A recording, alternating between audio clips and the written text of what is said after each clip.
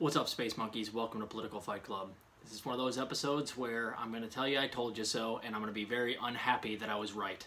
So I made an episode a couple of days back talking about how Elizabeth Warren and Bernie Sanders and a few other senators had written a letter to Joe Biden urging him to expand Medicare and lower the Medicare eligibility age.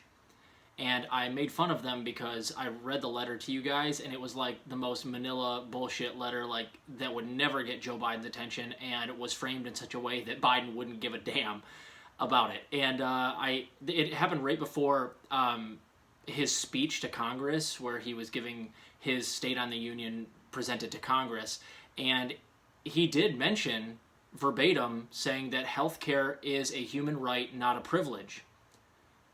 And then he went on to talk about the ACA and Obamacare and didn't mention Medicare for all or a public option. So that's what I predicted, guys. I told you guys he would just say some bullshit about expanding Obamacare, and if he mentioned anything specific on Medicare lowering the eligibility age, it would be down to 60. He didn't even say that. So why am I frustrated today? Because Ilhan Omar just tweeted my exact sentiment to Joe Biden. If healthcare is a right and not a privilege, then Medicare for all is the way forward. You should do Medicare for all, Joe Biden, which makes me laugh so hard because Ilhan Omar is virtue signaling here. If Ilhan Omar actually cared about Medicare for all, she would have withheld her vote from Nancy Pelosi for Speaker, and she would have forced a vote in the House. But no, she doesn't give a shit about Medicare for all. She just wants to virtue signal and pretend like she cares about Medicare for all by tweeting.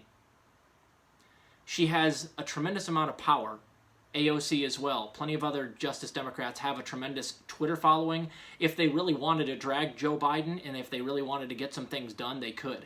But instead, all they do is these G-rated tweets calling him out on something, which I agree, you have to call him out. But if you're not willing to actually do anything for it, exercise leverage, do some rallies outside his office, call him out by name regularly when he's doing bogus stuff, which you guys have all but coddled up to the centrist Democrats, then you're never going to get anything done, so you do not have a leg to stand on, Ilhan Omar.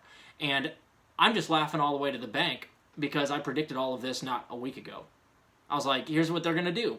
They wrote this horrible letter. Joe Biden is going to wipe his ass with it. He'll use some platitudinous bullshit, which he said healthcare is a right, not a privilege, which if he meant it would not be platitudinous. And if he went on to go talk about Medicare for all afterwards, it wouldn't have been platitudinous. But since he didn't go on to talk about universal health care afterwards, it's a bold-faced platitude.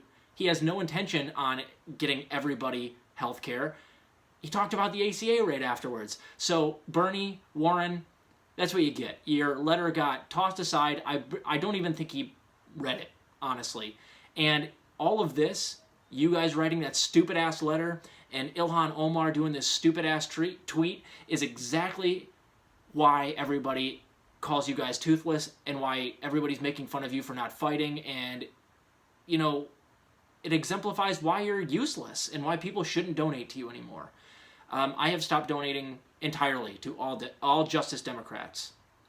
I in the past have donated to plenty, as many as 20, and I can't do it anymore.